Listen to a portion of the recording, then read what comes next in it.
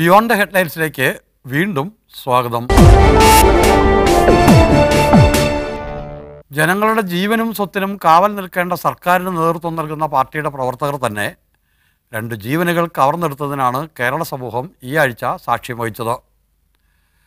കാസർഗോഡ് ജില്ലയിലെ പെരിയയിൽ യൂത്ത് കോൺഗ്രസ്സുകാരായ 2 ചെറുപ്പക്കാർ CPM പ്രവർത്തകരുടെ കൊലക്കത്തിക്കിരയായി. പ്രതികളെ പോലീസ് അറസ്റ്റ് ചെയ്തെങ്കിലും ഈ ക്രൂരകൃത്യത്തിൻ്റെ ധാർമ്മിക ബാധ്യതയിൽ നിന്നും ആ പാർട്ടിയുടെ നേതൃത്വത്തിന് ഒഴിഞ്ഞു നിൽക്കാൻ കഴിയില്ല.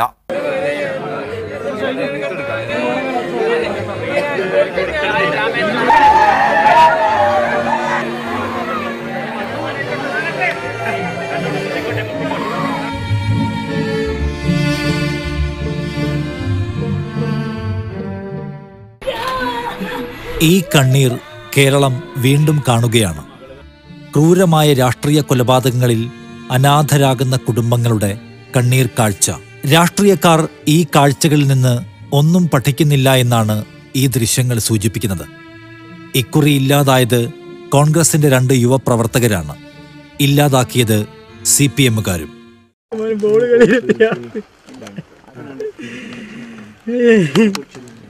ഒറ്റയ്ക്ക് കൊല്ലാണെങ്കിൽ ഓനെ കൊല്ലട്ടില്ല. ഞാൻ ഒന്നിച്ച് കിട്ടാൻ വേണ്ടി ഒരു കാത്തത്. ഓനെ കൊണ്ടാക്കാൻ വേണ്ടി പോയി. ഒരു കൊല്ലായിട്ട് ഓനെ ഓൺലൈൻ കൂടി ഭയങ്കര ഒന്ന് ഒരു കൊല്ലിപ്പിച്ചനെ പിടിയൊന്ന് അവിടെ കൊല്ലിപ്പിച്ചോനും പൈസ ചെലവാക്കിയവനും പിടിച്ചിട്ട് മനുഷ്യനെ അറുത്ത് കൊല്ലുന്നേ ആ ഒരു പ്രചോദനമല്ല ഇവരെ രാഷ്ട്രീയക്കാർക്ക്. പച്ചയായി പിള്ളേരെല്ലാം അറുത്ത് കൊല്ലുക. ഇത്ര ചെറിയ ചെറുപ്പക്കാരെ ഈ വളരെ തലമുറ കുഞ്ഞ് ഇവരെന്ത് ഇവരോട് കുറ്റം ചെയ്തു? ഈ രാഷ്ട്രീയ പാർട്ടിയോട് എന്ത് ചെയ്തു? അല്ലെങ്കിൽ പീതാപരമായിട്ട് എന്ത് ചെയ്തു? കൊലപാതക രാഷ്ട്രീയത്തിന് ഒരിടവും ജനാധിപത്യ സംവിധാനത്തിൽ ഇല്ല. ഈ ലളിതമായ ജനാധിപത്യ ബോധം ഉൾക്കൊള്ളാൻ നമ്മുടെ രാഷ്ട്രീയ പാർട്ടികൾക്ക് ഇനിയും കഴിയാത്തതിൻ്റെ തിക്തഫലം കൂടിയാണ് ഈ കൊലപാതകങ്ങൾ. ഭിന്നാഭിപ്രായങ്ങളെ ബഹുമാനിക്കുന്ന സംസ്കാരത്തിന് മാത്രമേ ജനാധിപത്യ സംവിധാനത്തെ നിലനിർത്താൻ കഴിയൂ. നമ്മുടെ പ്രബല രാഷ്ട്രീയ പാർട്ടികൾ മറക്കുന്നതും ഇക്കാര്യമാണ്. ഭിന്നാഭിപ്രായങ്ങളെ ചൊല്ലിയുണ്ടായ അടിപിടിയുടെ പ്രതികാരമായാണ് ഈ അരുംകൊലകൾ നടന്നത്. അതായത് സ്വന്തം വിശ്വാസമനുസരിച്ചുള്ള രാഷ്ട്രീയ പ്രവർത്തനം നടത്തി എന്നതു മാത്രമാണ് പെരിയയിലെ കൃപേഷിൻ്റെയും ശരത്ലാലിൻ്റെയും ജീവനെടുക്കാൻ എതിർചേരിയിലുള്ള CPMകാരെ പ്രേരിപ്പിച്ചത്. ഇതിൻ്റെ അർത്ഥം ജനാധിപത്യമെന്ന സംവിധാനത്തിൻ്റെ പ്രത്യേകതകൾ ഉൾക്കൊള്ളാൻ CPMന് കഴിഞ്ഞില്ല എന്നതുതന്നെ. ഞങ്ങൾ മാത്രമാകത്തില്ല, ഞങ്ങളാണ് ശരി, ഞങ്ങളത് വിധി നിശ്ചയിക്കാൻ പ്രാപ്തരാണ് അല്ലെങ്കിൽ അർഹരാണ് എന്ന രീതിയിൽ ഒരു തരം പുതിയ വരേണ്യത നമ്മുടെ രാഷ്ട്രീയത്തിലും പൊതുജീവിതത്തിലും രൂപപ്പെട്ടു വരികയാണ്. ഒരേ ഭാഗത്ത് വരേണ്യമായ നിഷ്ഠകൾ, മറുഭാഗത്ത് പുത്തൻ മുതലാളിത്തവുമായിട്ടുള്ള അമിതമായ കൈകോർക്കൽ ചങ്ങാത്തം. ഇത് ഫാഷിസത്തിൻ്റെ തന്നെ ഒരു സ്വഭാവമാണ്. അപ്പോൾ ഫാഷിസത്തിൻ്റെ സൂക്ഷ്മാവിഷ്കാരം, അത് ഫാഷിസം എന്ന് പറയുന്നത് സംഘപരിവാരം നടത്തുമ്പോഴേ ഫാഷിസം ആവുന്നില്ല. ഏത് ശക്തിക്കും ഭരണാധികാരവുമായി ബന്ധപ്പെട്ട്, പുതിയ സാമ്പത്തികാധികാര ശക്തികളുമായി ബന്ധപ്പെട്ട്, ഭൂതകാല ആഭിമുഖ്യങ്ങളുമായി ബന്ധപ്പെടുത്തിക്കൊണ്ട് ഫാഷിസം ഒരു രാജ്യത്ത് രൂപപ്പെട്ട് വരാവുന്നതേ ഉള്ളൂ. അത്തരത്തിൽ രൂപപ്പെടുത്താവുന്ന മറ്റ് ഘടകങ്ങളും രാജ്യത്തുണ്ട് എന്ന ഓർമ്മപ്പെടുത്തൽ കൂടിയാണ് യഥാർത്ഥത്തിൽ ഇത്തരം കൊലപാതകങ്ങൾ. നവോത്ഥാനത്തെക്കുറിച്ച് നാം സംസാരിച്ചു കൊണ്ടേയിരിക്കുന്നു. ജനാധിപത്യത്തെക്കുറിച്ച് വാദോരാതെ സംസാരിക്കുകയും ചെയ്യുന്നു. എങ്കിലും ഇത്തരം കൊലപാതകങ്ങൾ ജനാധിപത്യത്തെ മുന്നോട്ട് നയിക്കുന്നില്ല. ഇതിനെ പല സെഗ്മെൻറ്റുകളാക്കി മാറ്റി വർഗീയമായി ചേരിതിരിഞ്ഞ് അത് നമ്മുടെ ജനാധിപത്യത്തിൻ്റെ യഥാർത്ഥ വഴിയെ തടസ്സപ്പെടുത്തുകയാണ് ചെയ്യുന്നത്. പല കൊലപാതകങ്ങളും പല രീതിയിലും നമ്മുടെ സംവിധാനത്തെ മാറ്റിമറിക്കുന്നു. പ്രാദേശികമായി ഉയർന്നു വരുന്ന സംഘർഷങ്ങളും അതിൻ്റെ ഭാഗമായിട്ടുള്ള ഏറ്റുമുട്ടലുകളുമെല്ലാം വ്യക്തിപരമായി ആളുകളെ ഇല്ലായ്മ ചെയ്യുന്ന, രാഷ്ട്രീയ എതിരാളികളെ ഇല്ലായ്മ ചെയ്യുന്ന ഒരു തലത്തിലേക്ക് ഒരു കാരണവശാലും വികസിപ്പിക്കാൻ പാടില്ല. അത് പാർട്ടിയെ സംബന്ധിച്ച്, ജനാധിപത്യത്തിന് വേണ്ടി പാർട്ടി നടത്തിക്കൊണ്ടിരിക്കുന്ന നീക്കങ്ങളെ സംബന്ധിച്ച് ബഹുജനങ്ങൾക്കിടയിൽ, സാധാരണക്കാർക്കിടയിൽ വലിയ രീതിയിലുള്ള സംശയങ്ങൾ, അവിശ്വാസം ജനിപ്പിക്കും. കേരളത്തിലെ രാഷ്ട്രീയ പാർട്ടികൾക്കൊന്നിനും ജനാധിപത്യ സംസ്കാരമെന്നത് ഇനിയും മനസ്സിലായിട്ടില്ല. ഇക്കാര്യത്തിൽ CPM എന്നോ കോൺഗ്രസ് എന്നോ BJP എന്നോ ഉള്ള വ്യത്യാസമില്ല എന്നാണ് ചരിത്രം പഠിപ്പിക്കുന്നത്. രാഷ്ട്രീയ പാർട്ടികൾക്ക് ജനാധിപത്യമെന്നത് ഒരു വായ്ത്താരി മാത്രമാണെങ്കിലും പൊതുസമൂഹത്തിന് അതങ്ങനെയല്ല. ഒരു ജന്മിയെ കൊന്നാൽ ജന്മിത്വം അവസാനിക്കില്ല, ഒരു മുതലാളിയെ കൊന്നാൽ മുതലാളിത്തം അവസാനിക്കില്ല എന്ന് പറയുന്ന വർഗ്ഗസമരത്തിൻ്റെ വിപുലമായ തൊഴിലാളി വർഗ്ഗ രാഷ്ട്രീയ മുന്നേറ്റം കൊണ്ടുപോകേണ്ട പാർട്ടിയല്ലേ കമ്മ്യൂണിസ്റ്റ് പാർട്ടി. പൊതുസമരത്തിൽ ഒപ്പം നിൽക്കേണ്ടവരാണ് കൃപേഷും ശരത്തും അഭിമന്യുവും ചന്ദ്രശേഖരനും ഒക്കെ. അന്യോന്യം കൊല ചെയ്ത് വീഴേണ്ടവരല്ല. അത് ഷുക്കൂറാണെങ്കിലും ഇത്തരത്തിൽ വീണ എല്ലാ ചെറുപ്പക്കാരും മുതലാളിത്തത്തിൻ്റെ കെടുതികൾ അനുഭവിക്കുന്നവരാണ്. അവരെ ഒന്നിച്ചൊരു സമരപ്രസ്ഥാനത്തിൽ അണിനിരത്തേണ്ടവരാണ് വർഗ്ഗസമരത്തിലൂന്നുന്ന കമ്മ്യൂണിസ്റ്റ് രാഷ്ട്രീയ പ്രസ്ഥാനം. പക്ഷെ അവർ ജനങ്ങളെ പരസ്പരം ഭിന്നിപ്പിക്കുന്ന മുതലാളിത്ത രാഷ്ട്രീയത്തിൻ്റെ ഭാഗമാണ് അഭിനയിക്കുന്നത്. അതിനർത്ഥം RSSും BJPയും കോൺഗ്രസും ഒക്കെ വഴി കാണിച്ച മുതലാളിത്ത പാതയുടെ വലതുപക്ഷ രാഷ്ട്രീയത്തിൻ്റെ വഴികളിലൂടെയാണ് കേരളത്തിലെ കമ്മ്യൂണിസ്റ്റ് പാർട്ടികൾ പോകുന്നത് എന്നാണ്. മാറി വരുന്ന ഒരു സാമൂഹ്യ സാഹചര്യങ്ങൾക്കനുസൃതമായ ഒരു പുതിയ രാഷ്ട്രീയ സംസ്കാരം, ജനാധിപത്യത്തെ കേന്ദ്രബിന്ദുവായി കാണുന്ന ഒരു രാഷ്ട്രീയ സംസ്കാരം, ആ രാഷ്ട്രീയ സംസ്കാരത്തിൽ പഴയ സമൂഹങ്ങൾ സംഭവിച്ചതുപോലെ എതിരാളികളുമായിട്ടുള്ള ശാരീരികമായ പേശീബലത്തിൻ്റെ അടിസ്ഥാനത്തിലുള്ള ഏറ്റുമുട്ടലുകളല്ല, അതിലപ്പുറത്ത് ആശയങ്ങളുടെ, സമീപനങ്ങളുടെ, വീക്ഷണങ്ങളുടെ, നിലപാടുകളുടെ സജീവതയാണ്. നിലപാടുകൾ മുന്നോട്ട് കൊണ്ടുവന്നുകൊണ്ട് ആശയസമരത്തിൻ്റെതായ ഒരു മണ്ഡലം വികസിപ്പിച്ചുകൊണ്ടാണ് എതിരാളികളെ, എതിർ രാഷ്ട്രീയ പാർട്ടികളെ തുറന്നു കാട്ടേണ്ടതും ഒറ്റപ്പെടുത്തേണ്ടതും എന്ന സമീപനമാണ് CPMനുള്ളത്. കൊലപാതക രാഷ്ട്രീയത്തെ CPMൻ്റെ ഉന്നത നേതൃത്വം തള്ളിപ്പറഞ്ഞു എന്നത് സ്വാഗതാർഹമാണ്. പക്ഷേ ഈ തള്ളിപ്പറയൽ കൊണ്ട് മാത്രം പ്രശ്നം പരിഹരിക്കപ്പെടുന്നില്ല. ഇപ്പോൾ നടന്ന കൊലപാതകങ്ങളിലെ പ്രതികൾ ശിക്ഷിക്കപ്പെടും എന്നുറപ്പുവരുത്തേണ്ട ചുമതല സർക്കാരിനാണ്. ഈ ഉറപ്പിലൂടെ മാത്രമേ ഈ മനുഷ്യത്വഹീനത അവസാനിപ്പിക്കാൻ കഴിയൂ. CPMന്റെ ഉന്നത നേതൃത്വം അറിഞ്ഞിട്ടാവില്ല ഈ കൊലപാതകങ്ങൾ നടത്തിയത്. കൊലപാതകികളെ തള്ളിപ്പറയാൻ മുഖ്യമന്ത്രിയും CPM സംസ്ഥാന സെക്രട്ടറിയും തയ്യാറായത് സ്വാഗതാർഹം തന്നെ. ആ കൊലപാതകം ഹീനമാണ്, ഒരു രീതിയിലും ന്യായീകരിക്കാൻ കഴിയാത്തതാണ്. ഇത്തരം ആളുകൾക്ക് CPMൻ്റെതായ ഒരു പരിരക്ഷയും ഉണ്ടാകില്ല എന്നതും സഖാവ് കോടിയേരി ബാലകൃഷ്ണൻ പാർട്ടിക്ക് വേണ്ടി വ്യക്തമാക്കിയിട്ടുണ്ട്. ആ കുറ്റവാളികൾക്കെതിരെ ശക്തമായ നടപടിയും ഉണ്ടാകും. നാടിനോടും നാട്ടുകാരോടും ഉത്തരം പറയാൻ ബാധ്യതയുള്ളവരാണ് ഞങ്ങൾ എന്ന ബോധത്തോടെയാണ് ഞങ്ങൾ പ്രവർത്തിച്ചുകൊണ്ടിരിക്കുന്നത്. അതുകൊണ്ട് ആ നാടിൻ്റെയും നാട്ടുകാരുടെയും മുന്നിൽ തലകുനിച്ചുകൊണ്ട് തന്നെ ഞങ്ങൾ പറയും, നമ്മുടെ നാട് സ്വൈര്യവും സമാധാനവും നിലനിൽക്കുന്നൊരു നാടാക്കി എല്ലാതരം അക്രമങ്ങളെയും ശക്തമായി നേരിട്ട് മുന്നോട്ട് പോകുന്നൊരു നാടാവും. അക്രമം അപലപനീയമാണ്. കാസർഗോഡ് നടന്ന സംഭവത്തെ CPIM അപലപിച്ചു. ആ സംഭവം പ്രതിഷേധാർഹമാണ്. ന്യായീകരിക്കാൻ പലതും ഉണ്ടാകാം. പക്ഷെ എന്തെല്ലാം കാര്യങ്ങളുണ്ടെങ്കിലും ഒരു കാരണവശാലും അത്തരമൊരു കൊലപാതകം നടക്കാൻ പാടില്ല. അതാണ് CPM തന്നെ ആ സംഭവത്തെ തള്ളിപ്പറഞ്ഞു. മാതൃകാപരമായ നടപടി സ്വീകരിച്ചു. അതിൽപ്പെട്ടവരാരായിരുന്നാലും നിർദാക്ഷിണ്യ നടപടിക്ക് വിധേയമാക്കപ്പെടും. എന്നാൽ ഈ വാക്കുകളിലെ ആത്മാർത്ഥത ഇവർ തെളിയിക്കേണ്ടത് പ്രവൃത്തിയിലൂടെയാണ്. അതിനാൽ തന്നെ നിഷ്പക്ഷവും സ്വതന്ത്രവുമായ അന്വേഷണം നടക്കുന്നു എന്ന് ഉറപ്പുവരുത്താനുള്ള ചുമതല CPM നേതൃത്വം നൽകുന്ന സർക്കാരിനുണ്ട്. ഈ കേസ് ഇപ്പോൾ ക്രൈംബ്രാഞ്ചിൽ വിടുന്നുവെന്നാണ് പറയുന്നത്. ഇത്തരമൊരു തീരുമാനത്തിലേക്ക് എത്താനുണ്ടായ സാഹചര്യം ബഹുമാനപ്പെട്ട കേരള മുഖ്യമന്ത്രിയും ബഹുമാനപ്പെട്ട പാർട്ടി സെക്രട്ടറി ശ്രീമാൻ കോടിയേരി ബാലകൃഷ്ണൻ തമ്മിൽ നടന്ന രഹസ്യ ചർച്ചയുടെ വെളിച്ചത്തിലാണ് ഈ കേസ് അട്ടിമറിക്കാനുള്ള ആദ്യ ശ്രമം നടന്നത് എന്ന് ഞങ്ങൾ ബലമായി സംശയിക്കുമ്പോൾ ഞങ്ങൾ വിശ്വസിക്കുന്നു. സത്യസന്ധമായി കേസ് അന്വേഷിച്ചുകൊണ്ടിരുന്ന കണ്ണൂർ SP, കാസർഗോഡ് SP സ്ഥലത്ത് നിന്ന് മാറ്റുകയുണ്ടായി. മാത്രമല്ല ഈ കേസ് കേവലം പീതാംബരനിൽ ഒതുക്കിക്കൊണ്ട് തീർക്കാൻ പാർട്ടി ബോധപൂർവമായ നീക്കമാണ് നടത്തിക്കൊണ്ടിരിക്കുന്നത്. അപ്പോൾ ഇതെല്ലാം കൂടി പരിശോധിക്കുമ്പോൾ ഈ കേസ് അട്ടിമറിക്കാനുള്ള ബോധപൂർവമായ നീക്കം മാർക്സിസ്റ്റ് പാർട്ടിയുടെ ഭാഗത്തു നിന്നുണ്ടാകുന്നു. കൊലപാതക രാഷ്ട്രീയത്തോട് രാഷ്ട്രീയ നേതൃത്വം സ്വീകരിക്കുന്ന സമീപനത്തിൻ്റെ രീതിയാണ്. കൊല്ലപ്പെട്ടവർക്ക് അവരുടെ കുടുംബങ്ങൾക്ക് നാഥനില്ലാതായി. എന്നാൽ നേതൃത്വം പഴയപടി പരസ്പര സൗഹാർദ്ദ മനസ്സോടുകൂടി അതിനെല്ലാം മറക്കുകയും പൊറുക്കുകയും ചെയ്യുന്നു. അതിനിടയിൽ ചില കച്ചവടവും ഒത്തുതീർപ്പുകളൊക്കെ ഉണ്ടാകും. കൊലക്കേസുകളിൽ പ്രതികൾ വ്യാജ പ്രതികളെ ഹാജരാക്കുന്നതിനാൽ കോടതിയിലേക്ക് എത്തിയാൽ വിചാരണ വേളയിൽ തള്ളിപ്പോകുന്നു. ഇക്കാര്യത്തിലാണ് ഒരു പുനരാലോചന വേണ്ടത്. പ്രതികൾ ശിക്ഷിക്കപ്പെടണം. അതിൽ രാഷ്ട്രീയക്കാർ ആത്മാർത്ഥത കാണിക്കണം. രാഷ്ട്രീയത്തിന്റെ പേരിലുള്ള കൊലപാതകം ഒരു പരിഷ്കൃത ജനാധിപത്യ സമൂഹത്തിന് ചേർന്നതല്ല. ഏത് സാഹചര്യത്തിലായാലും അതിന് ന്യായീകരണങ്ങളുമില്ല.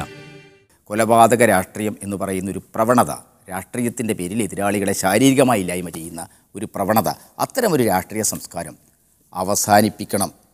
അതിന് അതിശക്തമായ മുൻകൈ CPM സ്വീകരിക്കും. എതിരാളികളെ അവർ എത്ര പ്രകോപനം സൃഷ്ടിച്ചാലും ശാരീരികമായി ഇല്ലാതാക്കുന്ന ഒരു സമീപനം കമ്മ്യൂണിസ്റ്റ് മൂല്യങ്ങൾക്ക്, ജനാധിപത്യത്തിന് വേണ്ടി നിലകൊള്ളുന്ന പ്രസ്ഥാനങ്ങളുടെ രാഷ്ട്രീയ മൂല്യങ്ങൾക്ക് ഒരിക്കലും നിരക്കുന്നതല്ല എന്നൊരു സമീപനമാണ് പാർട്ടി സ്വീകരിച്ചിരിക്കുന്നത്.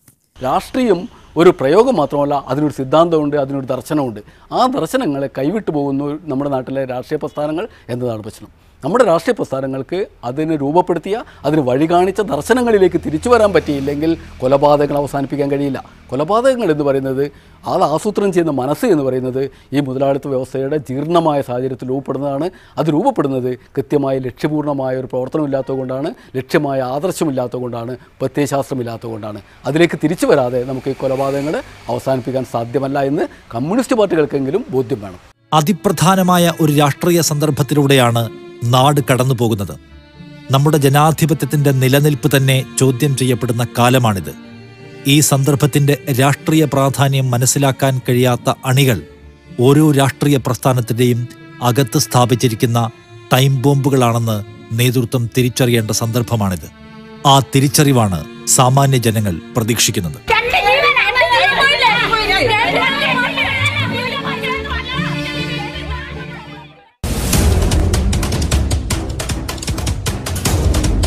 പറ്റിക്കാൻ വേണ്ടി മാത്രം പ്രഖ്യാപിച്ച ഒരു പാക്കേജായിട്ടാണ് ഈ പാക്കേജിനെ ഞാൻ കാണുന്നത്.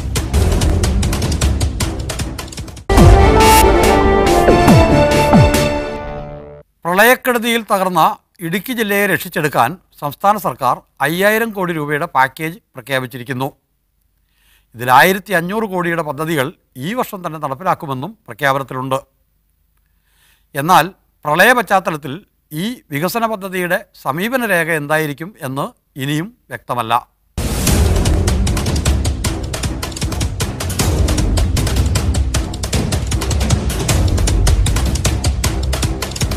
പ്രളയത്തിന്റെ കെടുതികൾ ഏറ്റവും കൂടുതൽ ബാധിച്ച ജില്ലകളിലൊന്നാണ് ഇടുക്കി. ഉരുൾപൊട്ടലുകളിൽ 57 ജീവനുകളാണ് പൊലിഞ്ഞത്. 11,530 ഹെക്ടർ കൃഷിഭൂമി ഒലിച്ചുപോയി. 2,992 വീടുകൾ പൂർണ്ണമായും 7,200 വീടുകൾ ഭാഗികമായും തകർന്നു. ഈ പശ്ചാത്തലത്തിലാണ് സംസ്ഥാന സർക്കാരിന്റെ ബജറ്റ് അവതരിപ്പിച്ചത്. ഇടുക്കി എന്ന പേര് പോലും പരാമർശമില്ലാതെയാണ് ധനമന്ത്രി തോമസ് ഐസക് ബജറ്റ് അവതരിപ്പിച്ചതെന്ന് പ്രതിഷേധമുയർന്നു. പിന്നാലെ ഫെബ്രുവരി 6 ബജറ്റ് ചർച്ചാവേളയിൽ പ്രഖ്യാപനമെത്തി. 5000 കോടി രൂപയുടെ ഇടുക്കി പുനർജനി പാക്കേജ് 3 വർഷം കൊണ്ട് നടപ്പാക്കുമെന്നാണ് പ്രഖ്യാപനം. 2019-20 1500 കോടി രൂപയുടെ പദ്ധതിയാണ് ലക്ഷ്യമിടുന്നത്. സംസ്ഥാന ഗവൺമെൻറ് പാർലമെൻറ്റ് ഇലക്ഷനിൽ ഇടുക്കി ജില്ലയിലെ പാവപ്പെട്ട കർഷകരെയും പാവപ്പെട്ട തോട്ടം തൊഴിലാളികളെയും കൂലി വേല ചെയ്യുന്ന ആളുകളെയും പറ്റിക്കാൻ വേണ്ടി മാത്രം പ്രഖ്യാപിച്ച ഒരു പാക്കേജായിട്ടാണ് ഈ പാക്കേജിനെ ഞാൻ കാണുന്നത്. ഇപ്പോൾ 5 മാസത്തോളം അടുത്തായി ഇതിനുള്ള അപേക്ഷയും കാര്യങ്ങളും വില്ലേജിൽ നിന്ന് ആളെ വിളിച്ചുകൊണ്ട് വന്ന് ഇവിടെ കൊണ്ടുവന്ന് കാണിക്കുകയും മറ്റുള്ള കാര്യങ്ങളെല്ലാം ചെയ്തതാണ്. ഒരു പൈസ പോലും ഇതുവരെ കിട്ടിയിട്ടില്ല. നിലവിൽ സംസ്ഥാന ഗവൺമെൻറ്റിൻ്റെ അലോക്കേഷനുണ്ട്. അതും സെൻട്രൽ ഗവൺമെൻറ്റിൻ്റെ പദ്ധതികളും കിസ്ബിയിൽ നിന്നും ഒരു തുകയും കൂടി മാറ്റിവെച്ചാണ് 3 വർഷം കൊണ്ട് 5000 കോടി രൂപയുടെ പദ്ധതി നടപ്പാക്കാൻ തീരുമാനിച്ചിരിക്കുന്നത്. അത് നടപ്പാക്കാൻ തന്നെയാണ് ധനകാര്യമന്ത്രി ഇടുക്കി ജില്ലയിൽ വന്ന് അതുമായി ബന്ധപ്പെട്ട് ജനങ്ങളുടെയും കൃഷിക്കാരുടെയും അതോടൊപ്പം തന്നെ ഇവിടുത്തെ ഉദ്യോഗസ്ഥന്മാരുടെ എല്ലാം കൂടി വിവിധ ഡിപ്പാർട്ട്മെൻറ്റുകളുടെ സംയുക്ത യോഗം വിളിച്ചു ചേർത്ത് ഏപ്രിൽ മാസം മുതൽ തന്നെ അതിൻ്റെ പ്രായോഗിക പ്രവർത്തനത്തിലേക്ക് കടക്കാം എന്നാണ് പറഞ്ഞിരിക്കുന്നത്. ഈ പാക്കേജിൽ പറയുന്നത് ഇടുക്കിയിലെ തേയില, ഏലം, കുരുമുളക് തുടങ്ങിയ വിളകളുടെ ഉൽപ്പാദനവും ഉൽപ്പാദനക്ഷമതയും വർദ്ധിപ്പിക്കും. അതുപോലെ തന്നെ ചക്ക തുടങ്ങിയ മൂല്യവർദ്ധിത ഉൽപ്പന്നങ്ങൾ തയ്യാറാക്കി കർഷകരുടെ വരുമാനം വർദ്ധിപ്പിക്കും. പിന്നെ പറയുന്നത് ക്ഷീരമേഖലയിൽ അവിടെ പാലുൽപാദനം വർദ്ധിപ്പിക്കും. ഇങ്ങനെ ഉൽപ്പാദനവും ഉൽപ്പാദനക്ഷമതയും വർദ്ധിപ്പിക്കുന്നതിനുള്ള പദ്ധതികളാണ് ഇതിൽ പ്രഖ്യാപിച്ചിരിക്കുന്നത്. ഇതുകൂടാതെ തേയില ബ്രാൻഡ് ചെയ്ത് വിൽക്കും എന്നൊരു പ്രഖ്യാപനവും വന്നിട്ടുണ്ട്. ഇടുക്കിയെ സംബന്ധിച്ചിടത്തോളം അവിടെ കണ്ണൻ ദേവൻ, അതുപോലെ തന്നെ ഹാരിസൺ മലയാളം, AVT തുടങ്ങിയ പ്രമുഖ തേയില കമ്പനികൾ ബ്രാൻഡ് ചെയ്ത് തേയില വിൽക്കുന്നുണ്ട്. ഇത് സർക്കാർ എന്തർത്ഥത്തിലാണ് ബ്രാൻഡ് ചെയ്ത് വിൽക്കാൻ പോകുന്നതെന്ന് വ്യക്തമല്ല. ഇതിനായി സംഭരണം, സംസ്കരണം, വിപണനം, പരിശീലനം എന്നിവയ്ക്ക് സഹകരണ മേഖലയിൽ സ്ഥാപനം ആരംഭിക്കുമെന്നാണ് പദ്ധതിയിൽ പറയുന്നത്. പക്ഷെ അതിനകത്തൊരു പ്രധാന വിഷയം എന്ന് പറയുന്നത് ഈ കേന്ദ്രാവിഷ്കൃത പദ്ധതികൾ, അത് കേന്ദ്ര പദ്ധതി എന്തിനു വേണ്ടി നിർദ്ദേശിക്കുന്നു അതിനുവേണ്ടി ആ കേന്ദ്രാവിഷ്കൃത പദ്ധതികൾ ഉപയോഗിക്കാൻ കഴിയൂ. നമുക്ക് തോന്നുന്ന പോലെ ആ പദ്ധതി മാറ്റിമറിക്കാൻ കഴിയില്ല എന്നാണ് ഞാൻ മനസ്സിലാക്കുന്നത്. പിന്നെയുള്ള തദ്ദേശ സ്വയംഭരണ സ്ഥാപനങ്ങളിൽ 350 കോടി രൂപയാണ്. തദ്ദേശ സ്വയംഭരണ സ്ഥാപനങ്ങൾ ജില്ലാ പഞ്ചായത്താണെങ്കിലും ബ്ലോക്ക് പഞ്ചായത്താണെങ്കിലും ഗ്രാമപഞ്ചായത്തുകളാണെങ്കിലും തൊടുപുഴ നഗരസഭയാണെങ്കിലും കട്ടപ്പന നഗരസഭയാണെങ്കിലും അവരുടേതായിട്ടുള്ള പദ്ധതികളായിരിക്കും തയ്യാറാക്കുക. അപ്പോൾ ഇതിനൊരു പാക്കേജ് എന്ന അർത്ഥത്തിൽ അവർ പദ്ധതി തയ്യാറാക്കുമെന്ന് വിശ്വസിക്കാൻ കഴിയില്ല. ടൂറിസവും കൃഷിയും സംയോജിപ്പിച്ച് ടൂറിസം ക്ലസ്റ്ററുകളും സർക്യൂട്ടുകളുമാണ് മറ്റൊരു പ്രധാന പ്രഖ്യാപനം. ഇടുക്കി ഡാമിനോട് ചേർന്നുള്ള ടൂറിസം കേന്ദ്രം, മൂന്നാറിലെ ബൊട്ടാണിക്കൽ ഗാർഡൻ നിർമ്മാണം, ഹൈഡൽ ടൂറിസം എന്നിവ വിനോദസഞ്ചാര മേഖലയ്ക്ക് ഉണർവേകുമെന്നാണ് പദ്ധതിയിൽ പറയുന്നത്. ഇത്തരത്തിൽ ഉൽപാദന മേഖലയെ ലക്ഷ്യമിട്ടുള്ള പ്രഖ്യാപനങ്ങൾ നിരവധിയുണ്ട്. എന്നാൽ പരിസ്ഥിതി ലോലമായ ഇടുക്കിയെ എങ്ങനെ സുസ്ഥിര വികസന പാതയിൽ നിലനിർത്താം എന്നതിൻ്റെ സമീപന രേഖ ഉണ്ടാക്കിയിട്ടില്ല. പ്രളയം തകർത്തെറിഞ്ഞ ശേഷമുള്ള വികസന പ്രഖ്യാപനത്തിൽ പോലും മാറിയ വികസന സമീപനം ഉണ്ടാകുമെന്നതിന് ഇപ്പോൾ തെളിവൊന്നുമില്ല. ഇപ്പോൾ പ്രഖ്യാപിച്ചിരിക്കുന്ന 5000 കോടി പാക്കേജിൽ ഇടുക്കിയുടെ പാരിസ്ഥിതികമായിട്ടുള്ള സന്തുലിതാവസ്ഥ വീണ്ടെടുക്കാൻ വേണ്ടിയുള്ള യാതൊരു പദ്ധതിയും പ്രഖ്യാപിച്ചിട്ടില്ല. മണ്ണിടിച്ചിൽ, അതുപോലെ തന്നെ വീടുകൾ തകർന്നവർ, കൃഷിഭൂമി പാടെ ഒലിച്ചുപോയവർ, ഉരുൾപൊട്ടിയിട്ട് കൃഷി ചെയ്യാൻ സാധ്യമല്ലാതെ തീർന്ന ആളുകൾ, അങ്ങനെയുള്ള വലിയ കർഷകർ ഏറ്റവും കൂടുതൽ ദുരന്തം നേരിട്ട ഒരു ജില്ലയാണ് ഇടുക്കി. ആ ദുരന്തത്തിൽ നിന്ന് കർഷകരെ തിരിച്ചു പിടിക്കാനുള്ള ഒരു പദ്ധതിയില്ല. ഉൽപ്പാദനം വർദ്ധിപ്പിക്കുക, ഉൽപ്പാദനക്ഷമത വർദ്ധിപ്പിക്കുക, മൂല്യവർദ്ധനവ് നടത്തുക, ഇങ്ങനെ അർത്ഥമില്ലാത്ത കുറേ വാക്കുകളാണ് പറഞ്ഞിരിക്കുന്നത്. ഇടുക്കിയുടെ സമ്പദ് വ്യവസ്ഥയുടെ നട്ടെല്ലാണ് കാർഷിക മേഖല. വൻകിട തോട്ടങ്ങളും ചെറു കൃഷിയിടങ്ങളും ചേർന്ന ഈ മേഖലയാണ് ഇടുക്കിയിലെ ജനങ്ങളുടെ ദൈനംദിന ജീവിതത്തെ രൂപപ്പെടുത്തുന്നത്. അതോടൊപ്പം അശാസ്ത്രീയ കൃഷിരീതി ഇടുക്കിയിൽ പാരിസ്ഥിതിക ഭീഷണിയും ഉണ്ടാക്കുന്നുണ്ട്. ഇതിനെ എങ്ങനെയാണ് പുതിയ പദ്ധതി കൈകാര്യം ചെയ്യുക എന്നതിനെക്കുറിച്ചും വ്യക്തതയില്ല. കാർഷിക മേഖലയെ എങ്ങനെ പരിസ്ഥിതി സൗഹൃദമാക്കാമെന്നത് ഇടുക്കിയുടെ വികസനത്തെ സംബന്ധിക്കുന്ന പ്രധാന ചോദ്യമാണ്. ആദിവാസി മേഖലകളിൽ പരമ്പരാഗത കൃഷി പ്രോത്സാഹിപ്പിക്കുമെന്ന് ധനമന്ത്രി പറയുന്നുണ്ട്. എന്നാൽ മലഞ്ചെരിവുകളിൽ മണ്ണിൻ്റെ ഉറപ്പില്ലാതാക്കുന്ന കൃഷിരീതികളെ എങ്ങനെ പുനർനിർമ്മിക്കണമെന്നതിനെ സംബന്ധിച്ച കാഴ്ചപ്പാടൊന്നും കാണാനില്ല. പരിസ്ഥിതി പുനഃസ്ഥാപനം, ഇടുക്കിയുടെ പരിസ്ഥിതി എങ്ങനെ വീണ്ടെടുക്കാം, കാലാവസ്ഥാ മാറ്റം ഏറ്റവും കൂടുതൽ പ്രത്യാഘാതം ഉണ്ടാക്കുന്ന ഒരു ജില്ലയാണ് ഇടുക്കി. ലോകമെമ്പാടും തന്നെ പറയുന്നത് 1.5 ഡിഗ്രി സെൽഷ്യസിൽ കൂടുതൽ അന്തരീക്ഷ താപനില കൂടിക്കഴിഞ്ഞാൽ പരിസ്ഥിതിയിൽ വലിയ പ്രത്യാഘാതങ്ങൾ ഉണ്ടാകുന്നതാണ്. ഇപ്പോൾ ഇടുക്കിയിൽ അത് കൂടിക്കഴിഞ്ഞു. അതുപോലെ തന്നെ രാത്രിയിലെ കുറഞ്ഞ താപനിലയും പകൽ സമയത്തെ കൂടിയ താപനിലയും തമ്മിലുള്ള അന്തരം അത് വിളകൾക്കൊക്കെ ഹാനികരമാണ്. അങ്ങനെ കാലാവസ്ഥാ വ്യതിയാനത്തെ സംബന്ധിച്ച് വലിയ പ്രശ്നങ്ങളുണ്ട്. ആ പാരിസ്ഥിതിക സന്തുലിതാവസ്ഥ വീണ്ടെടുക്കാനുള്ള ഒരു പദ്ധതിയും ഈ ഇടുക്കി പാക്കേജിൽ പ്രഖ്യാപിച്ചിട്ടില്ല. അതുകൊണ്ട് തന്നെ ഈ പാക്കേജ് കൂടുതൽ ഉൽപ്പാദിപ്പിക്കുക എന്നുള്ള, കൂടുതൽ രാസവളവും മറ്റു കാര്യങ്ങളൊക്കെ ചെയ്ത് കൂടുതൽ ഉൽപ്പാദിപ്പിക്കുക എന്നുള്ളതാണ് ഇതിനകത്ത് പറഞ്ഞിരിക്കുന്ന പ്രധാന ശുപാർശ. അങ്ങനെ കൂടുതൽ ഉൽപ്പാദിപ്പിക്കുമ്പോൾ ഇടുക്കിയിലെ കർഷകർ നേരിട്ടുകൊണ്ടിരിക്കുന്ന വിലത്തകർച്ചയ്ക്ക് എന്ത് പരിഹാരം എന്നുള്ള ചോദ്യമുണ്ട്. പദ്ധതി പ്രഖ്യാപിച്ചെങ്കിലും ഇതിൻ്റെ ഫണ്ട് എവിടെയെന്ന ചോദ്യത്തിൽ പ്രതിപക്ഷ വിമർശനം ഒതുങ്ങുകയാണ്. ദീർഘവീക്ഷണത്തോടെയുള്ള വികസന രീതികളെ പരിഷ്കരിക്കുന്നതിൽ അവരുടെ പക്കലും നിർദ്ദേശങ്ങളൊന്നുമില്ല. അപ്പോൾ 1 രൂപ മീതിയില്ലാത്തൊരു ബഡ്ജറ്റ് അവതരിപ്പിച്ച്, കമ്മി ബഡ്ജറ്റ് അവതരിപ്പിച്ച് നിൽക്കുന്നൊരു ഗവൺമെൻറ് 3-ാം ദിവസം ബഡ്ജറ്റിൻ്റെ ചർച്ച കഴിഞ്ഞ് മറുപടി പറയുമ്പോൾ ദേ ഇരിക്കുന്നു 5000 കോടി രൂപ. ഇത് കേട്ടുകേൾവിയില്ലാത്ത കാര്യമാണ്. ഈ പണം എവിടെ നിന്നുണ്ടാവും? 1036 ഐറ്റംസിന് ഇവിടെ ഈ പദ്ധതി പാക്കേജിൻ്റെ ഭാഗമാക്കുമെന്നാണ് പറഞ്ഞിരിക്കുന്നത്. മണ്ണിൻ്റെയൊക്കെ പല രീതിയിലുള്ള സംരക്ഷണങ്ങൾ മുതൽ അതിൻ്റെയൊക്കെ ഫലഭൂയിഷ്ടി നിലനിർത്തുന്ന രീതിയിലുള്ള പ്രവർത്തനങ്ങൾ മുതൽ ഇതിനൊന്നും നമുക്ക് അഭിപ്രായ വ്യത്യാസമൊന്നുമില്ല. പക്ഷെ ഇതൊന്നും നടക്കാൻ പോണ കാര്യമല്ല.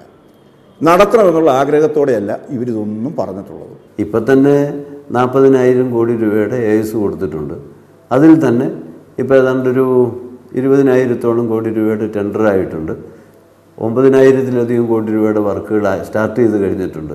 പിന്നെ അത് ഞങ്ങൾക്ക് വിഷമമാണ്, ഇത് നടക്കാൻ പോകുന്നതല്ല എന്ന് പറയുന്നത്. അതാ ഞാൻ പറഞ്ഞു, അതൊരു സ്വപ്നം കാണില്ല, നടക്കുകയില്ല എന്നുള്ളത്. നടന്നുകൊണ്ടിരിക്കുകയാണല്ലോ, ചിലത് ഉദ്ഘാടനവും കഴിഞ്ഞല്ലോ.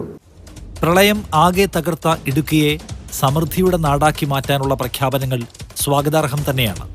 പക്ഷേ 3,500 കോടി രൂപ ചെലവിടുമ്പോൾ നിശ്ചയിക്കേണ്ട മുൻഗണനാക്രമത്തെ സംബന്ധിച്ച് ഇപ്പോഴും വ്യക്തത വന്നിട്ടില്ല.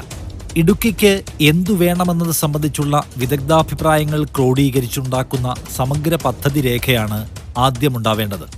അതുണ്ടായില്ലെങ്കിൽ ഇടുക്കി പാക്കേജ് മറ്റൊരു കുട്ടനാട് പാക്കേജായി കലാശിക്കും. ഇതില്ലാണ്ടായിട്ടുണ്ടെങ്കിലും ഭയങ്കര ബുദ്ധിമുട്ടാണ്. കാരണം എന്താ വെച്ചാൽ ഇവിടെ വേറെ പണിയില്ല. പിന്നെ ഇവിടെയുള്ള ജനങ്ങൾക്കൊരു വരുമാന മാർഗം കൂടിയാണിത്.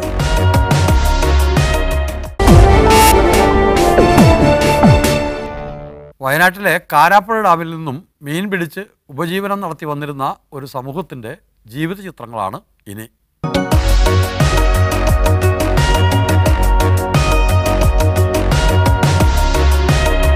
നിറഞ്ഞ പച്ചപ്പിന് നടുവിലെ സമൃദ്ധമായ ഈ ജലാശയത്തിലേക്ക് പുലരും മുൻപേ കൊട്ടത്തുണിയുമായി മത്സ്യബന്ധനത്തിനിറങ്ങും നെല്ലറച്ചാലിലെ ആദിവാസികൾ. 5 വർഷമായി ഇവർ ഈ ഉപജീവന മാർഗം തെരഞ്ഞെടുത്തിട്ട്.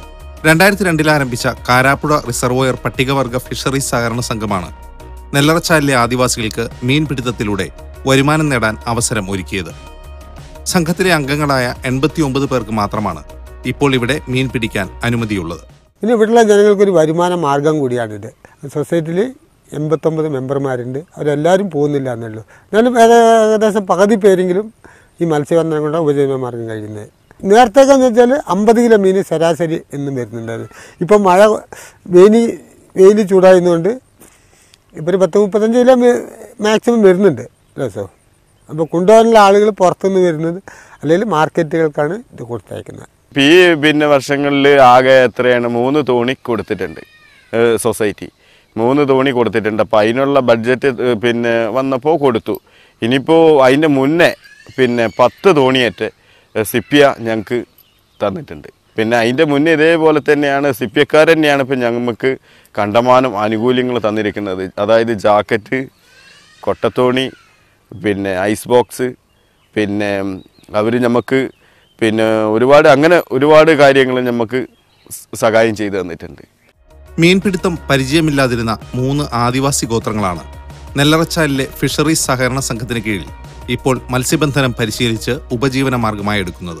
മീൻ പിടിച്ചിട്ടാണ് ഇപ്പോൾ മഴക്കാലത്തൊക്കെ എന്താ പറയുക, എങ്ങനെയെങ്കിലുമൊക്കെ വരുമാനം എന്ന് പറയുന്ന സംഭവം എന്ന് വെച്ച് കഴിഞ്ഞാൽ ഇപ്പോൾ എല്ലാവരും അങ്ങനെയാണ് ജീവിച്ചു പോകുന്നത്. പിന്നെ ഇതില്ലാണ്ടായിട്ടുണ്ടെങ്കിലും ഭയങ്കര ബുദ്ധിമുട്ടാണ്. കാരണം എന്താ വെച്ചാൽ ഇവിടെ വേറെ പണിയില്ല. പിന്നെ വേനൽക്കാലം ആകുമ്പോൾ മാത്രം എല്ലാ ആൾക്കാരും എന്താ പറയുക, മീൻ പിടിക്കുന്ന ആൾക്കാർ എന്താ പറയുക, അവർ പുറത്ത് പണിക്ക് പോകലും, വേനൽക്കാലം കഴിയുമ്പോൾ മഴക്കാലം ആകുമ്പോഴത്തേക്ക് എല്ലാവരും തോണിയെടുത്ത് ഇറങ്ങുകയും ചെയ്യും. 1 കിലോയെങ്കിൽ 1 കിലോ അത് കിട്ടിക്കഴിഞ്ഞിട്ടുണ്ടെങ്കിൽ സൊസൈറ്റി കൊണ്ട് കൊടുക്കുകയാണെങ്കിൽ പിന്നെ മാക്സിമം ഒരു കുടുംബം എങ്ങനെയെങ്കിലും കഴിഞ്ഞുകൂടി പോകാമെന്നേ ഉള്ളൂ. ഇപ്പോൾ അത് സീസൺ ആയിക്കഴിഞ്ഞിട്ടുണ്ടെങ്കിൽ നമുക്ക് പിന്നെ ഒരുപാട് പിന്നെ മീൻ കിട്ടുകയും ചെയ്യും. അതുപോലെ തന്നെയാണ് ഒരുപാട് പിന്നെ നമുക്ക് പൈസയും കിട്ടും. വരാൽ, ആരൽ, തിലോപ്പി തുടങ്ങി നേരത്തെയുള്ള മത്സ്യങ്ങൾക്ക് പുറമെ പലപ്പോഴായി കാരാപ്പുഴ ഡാമിൽ നിക്ഷേപിച്ച ചെമ്പല്ലി, കട്ല, രോഹു, മൃഗാൽ തുടങ്ങിയ മത്സ്യങ്ങളുമാണ് ഇപ്പോൾ ലഭിക്കുന്നത്. ഒരേ സമയം ആദിവാസികൾക്ക് വരുമാന മാർഗവും സമീപവാസികൾക്ക് മിതമായ നിരക്കിൽ ശുദ്ധമത്സ്യം ലഭ്യമാക്കുകയുമാണ് ഈ സഹകരണ സംഘം. അറിയില്ല ഇത് മീൻ പിടിക്കുന്നത്. അപ്പോൾ ഇങ്ങനെ പുറത്തുള്ള ആളുകൾ വന്ന് മീൻ പിടിക്കുന്നത് കണ്ടിട്ടാണ് ഇവിടെ ജനങ്ങൾ ഇതിനെ ആരംഭിച്ചത്. എന്നിട്ട് ഞങ്ങൾ തലയിലേറ്റി വിൽക്കാൻ കൊണ്ടുപോകുമായിരുന്നു. അന്നൊക്കെ കിലോന് ഞങ്ങൾ 20 ഉറുപ്പിക്കാണ് കൊടുത്തുകൊണ്ടിരുന്നത്. ഇങ്ങനെ ഇത് നടന്നപ്പോഴാണ് സർക്കാരായിട്ട് നമ്മൾ പൂക്കോട് ആയിട്ട് ബന്ധപ്പെട്ടത്. അവരാണ് നമുക്ക് ഇങ്ങനൊരു സഹകരണ സംഘം രൂപീകരിക്കാനുള്ള സംവിധാനം ചെയ്യാം, നിങ്ങൾ അതിന് എല്ലാവരും കൂടി ഇത്ര ആൾക്കാരെ സംഘടിപ്പിക്കണം, അങ്ങനെ പറഞ്ഞുകൊണ്ട് അവരെ നേതൃത്വത്തിലാണ് സംഘം രൂപീകരിച്ചത്. സീസണിൽ ശരാശരി 50 കിലോ വരെ മീൻ പിടിക്കാറുണ്ടായിരുന്ന സ്ഥാനത്ത് പ്രളയശേഷം മീൻ ലഭ്യത കുറഞ്ഞതായും ഇവർ പറയുന്നു.